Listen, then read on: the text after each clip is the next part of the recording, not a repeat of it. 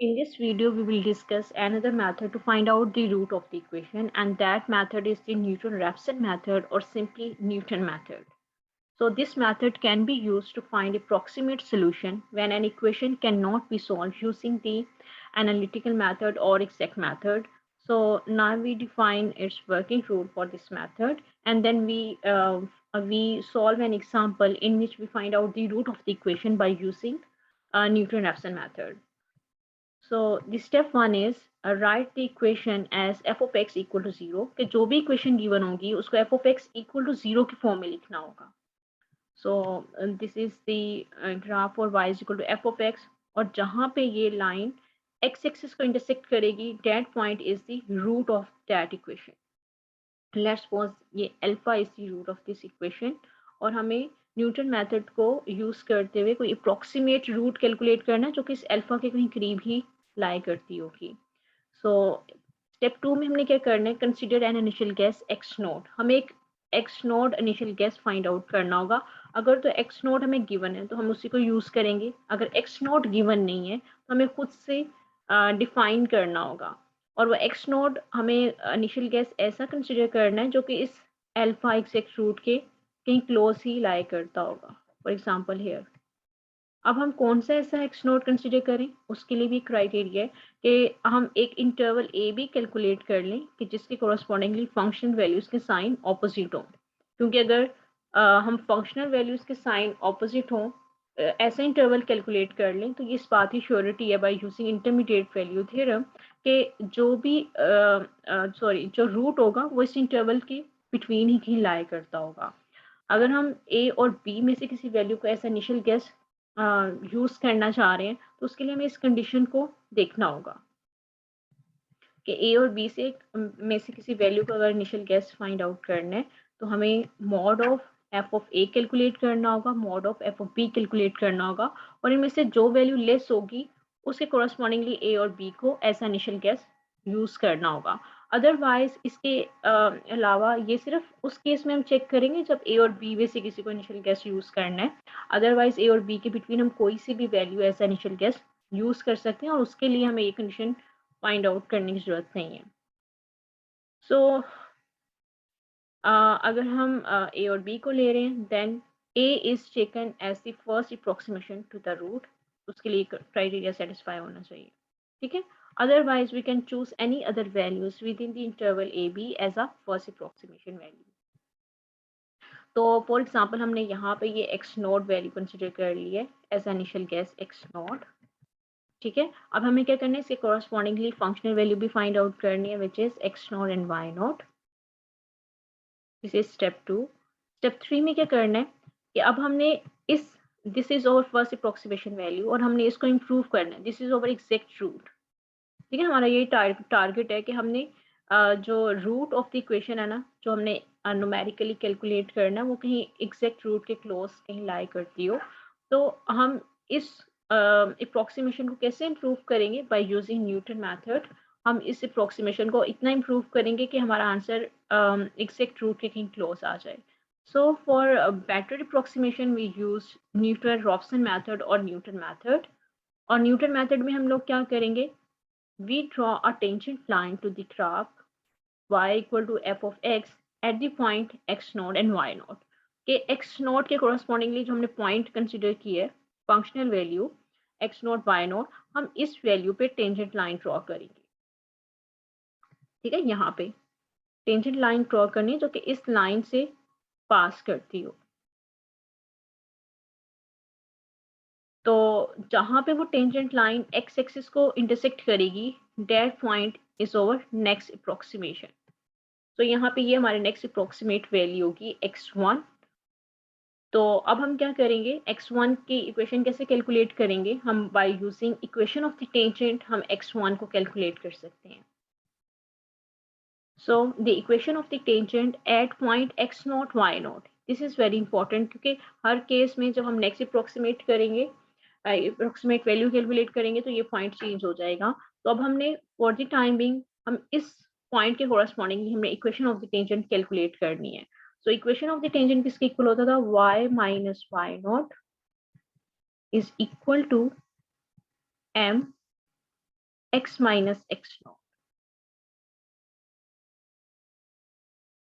where m is f derivative of x, f derivative of x naught. तो यहाँ पे point x naught और y naught ही given है, तो we can write here y minus y naught को हम लिख सकते हैं f of x naught, m को हमने रिप्लेस कर दिया f derivative of x naught क्योंकि m equal to f derivative of x naught and x minus x naught as it is. So this tangent line intersect the x-axis at x equal to x1, and here y coordinate is 0. So we put here y 0 in this equation. So y is 0 and बाकी सारी चीजें वैसे ही, और because this tangent line cut the x-axis at x equal to x1, तो हम x को replace करेंगे x1 से और y को 0 सब्स्टिट्यूट कर देंगे, तो इसको सिंप्लीफाई करेंगे। ठीक है, सिंप्लीफाई करने के बाद हमने x को भी रिप्लेस कर दिया x1 से, and we get the first approximation value x1. So this x1 is our first approximation to the root alpha. So अब नेक्स्ट स्टेप में हम क्या करेंगे कि नेक्स्ट अप्रोक्सीमेशन फाइंड आउट करेंगे ताकि हमें ज्यादा अच्छे रिजल्ट्स मिल सकें. So we find out the f of x1 and draw a tangent line to a graph y equal to f of x1 at the point x1 and y1. अब हमने क्या करना है कि x1 के correspondingly हमने functional value calculate करनी है, which is f of x1. This point is x1 and f of x1. अब हमने क्या करना है, इस पॉइंट के correspondingly टेंजेंट लाइन ड्रॉ करनी है. पहले हमने क्या किया था कि x0 के correspondingly हमने फंक्शनल वैल्यू कैलकुलेट की थी और यहाँ पे हमने टेंजेंट लाइन ड्रॉ की थी क्योंकि इस पॉइंट से पास कर रही थी. अब हमने क्या करना है कि नेक्स्ट अप्रोक्सीमेट वैल्यू कैलकुलेट की x1, इसके correspondingly फंक्शनल वैल्यू कैलकुलेट की, और फंक्शनल वैल्यू कैलकुलेट करने के बाद हमने यहाँ पे टेंजेंट लाइन ड्रॉ करनी है जो कि इस पॉइंट से पास थ्रू करे, and this point is x1 and y1. अब हम x2 कैलकुलेट करने के लिए equation of the tangent calculate करेंगे which passing through the point x1 y1 या x1 और f of x1. So the tangent line is y equal to y minus f of x1 equal to f derivative of x1 x minus x0. So this tangent line touches the x-axis at x equal to x2, and here y is equal to 0. So we substitute y is equal to 0 and x equal to x0. So हमने y को 0 substitute कर दिया इस equation में, और x को हमने replace कर दिया x2 से, क्योंकि tangent line touches the x axis at x equal to x2, तो इसके कोरस्पॉन्डिंगली हम x2 को एवेल्युएट कर सकते हैं. इसी तरह हमें और एक्यूरेसी चाहिए तो हम x3 अप्रोक्सीमेशन इसी प्रोसीजर के थ्रू फाइंड आउट कर सकते हैं. So continuing in the same way, we find out x1, x2, x3 approximation a solution, and this method for finding the root is called the Newton method. तो Newton method में हमें वही procedure करना होगा कि हमें x1 हमें सबसे पहले जो भी इक्वेशन गिवन होगी उसको f of x equal to 0 की फॉर्म में कन्वर्ट करना होगा.